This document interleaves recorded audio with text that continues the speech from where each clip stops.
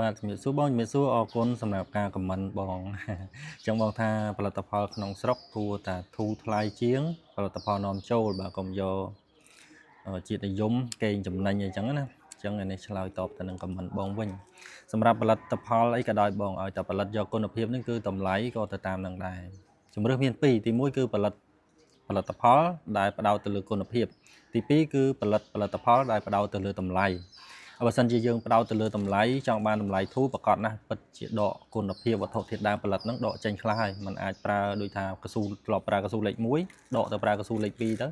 បាទបានតម្លៃធូរហើយអញ្ចឹងទៅលើផលិតផលក្នុងស្រុកឲ្យតែផលិតផ្ដោតទៅគុណភាពគឺតម្លៃក៏សមរម្យទៅតាមនឹងមិនថ្លៃជាងគេទេបងខ្ញុំហ៊ាននិយាយចឹងមកកង់នាំចូលខ្លះគឺថ្លៃជាងបាទសបកកង់ដែលផលិតនៅកម្ពុជាទៀតដូចបងសាកមើលកង់នៅអាមេរិកកង់នាំពីជប៉ុនមើលតម្លៃថ្លៃជាងប៉ុន្តែនៅតែមានបងប្អូនយើងប្រើអញ្ចឹងព្រោះថាកង់នាំចូលមិនមែន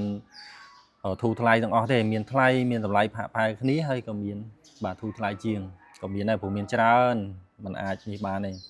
ហើយមួយទៀតដែរសបកកង់សៃឡូននេះគឺផលិតផ្ដោតទៅលើគុណភាពហើយនាំចេញទៅក្រៅប្រទេសទៀតហើយក្រៅប្រទេសគឺគេ strict ខ្លាំងមែនទែនទៅលើគុណភាពនេះបើគុណភាពមិនល្អក៏មិនអាចនាំចេញទៅលក់នៅស្រុកគេបានដែរហើយបងប្អូនយើងមួយរយៈនេះគឺគាត់គ្រប់គ្រងច្រើនមែនទែនទៅលើផលិតផល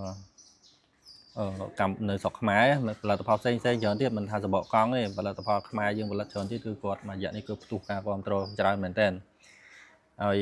ការផ្សាយនេះមិនមែនផ្សាយយកជាតិនិយមកេងផលចំណេញអីទេបងគឺផ្សាយដើម្បីឲ្យបងប្អូនដឹងថានៅប្រទេសយើងក៏មានផលិតជាផលិតផលសបកកង់ដែរហើយផ្សាយទៅនេះដើម្បីឲ្យបរទេសឃើញថា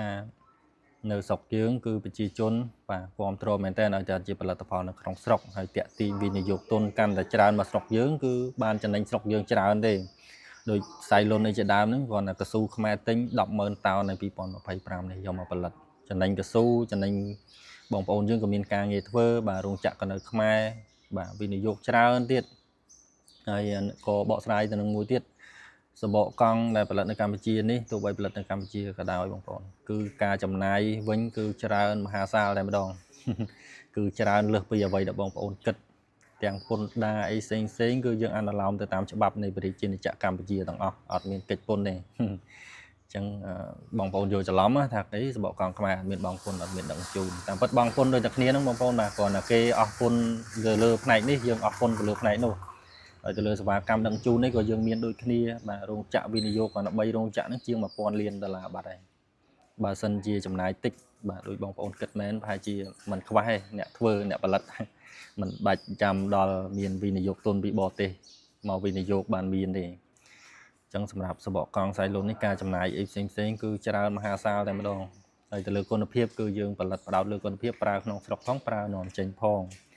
ហើយបើសិនជាបងប្អូនមានចម្ងល់ឲ្យវាថែមទៀតអាចខមមិនសួរបានបាទហើយក៏នេះគឺជាការឆ្លើយតបទៅកាន់ខមមិនបងដែរអញ្ចឹងអរគុណបងសម្រាប់ការចាប់អារម្មណ៍ទៅលើផលិតផលផលិតនៅក្នុងស្រុកហើយក៏អរគុណបងសម្រាប់ការខមមិនបាទ